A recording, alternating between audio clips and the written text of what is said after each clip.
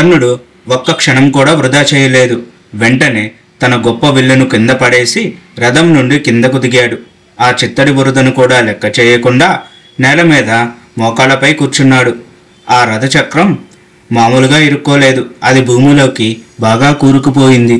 కర్ణుడు దాన్ని గట్టిగా పట్టుకుని పూర్తి శక్తితో పైకి లాగడానికి ప్రయత్నించాడు. అతని కండరాలు బిగుసుకున్నాయి, ముఖం ఎర్రబడింది. అతని ఒంటి మీద ఎప్పుడు బంగారు కాంతితో మెరిసిపోయే కవచం ఉంది, కానీ ఇప్పుడు ఆ కవచం అంతా చెమటతో బురద మట్టితో నిండిపోయింది. అది చూడడానికి ధర్మదేవత అతనికి పెట్టిన పరీక్షలా అనిపించింది. ఎప్పుడు ఆయుధంతో ఉండే ఆ వీరుడి చేతులు ఇప్పుడు ఖాళీగా ఉన్నాయి. అతని గొప్ప విల్లు పక్కనే బురదలో పడి ఉంది. ఆ చేతులు ఇప్పుడు చక్రాన్ని లాగాల్సి రావడం చూసే వాళ్లకు చాలా బాధగా అనిపించింది.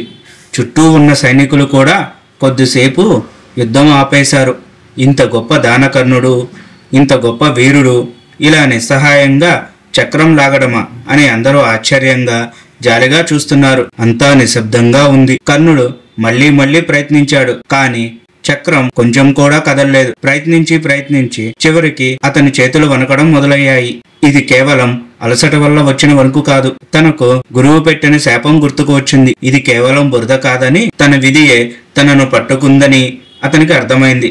అతని గుండెల్లో ఒక్క మాట వినిపిస్తోంది, నా తలరాత అది నన్ను ఎప్పటికీ వదలదు. నన్ను ఓడించడానికే ఇదంతా చేస్తుంది.